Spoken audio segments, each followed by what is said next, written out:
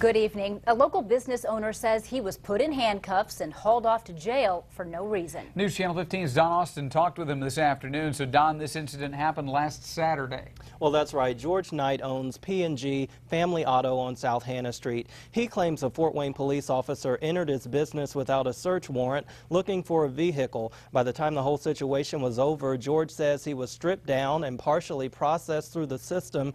For some reason, he says police suddenly decided not to move forward with any charges. The arresting officer even gave him a ride back home. Now George Knight wants to know why it all happened.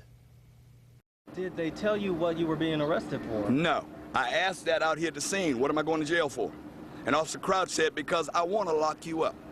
According to a police report, George Knight became loud and unruly with police. Knight says that's not the case. He asked for a police supervisor to come to the scene shortly after he found himself in the back of a squad car headed downtown. They took me into the Sallyport, took me into the lockup room, had me take off my shoes.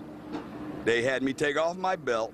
They had me dump my pockets. They took all my personal belongings, put them in a plastic bag, sealed it, tagged it, had me sign it. But he wasn't completely booked into the system. In the report, the officer writes that he used his own discretion and drove Knight back to his business without filing any charges against him. All he says, I'm sorry, and he wanted to go and give me the dap.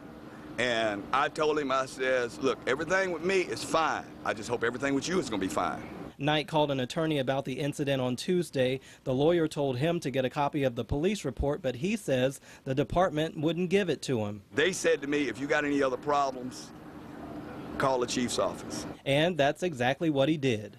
A few minutes later, Chief Rusty York came on the phone, and the first words out of his mouth, Reverend Knight, I am so sorry that you had to go through this. George Knight says Chief Rusty York personally delivered a copy of the police report to him today, and he even passed along his cell phone number. He told me there would be a full investigation of this and that there would be something done so that it never happens again.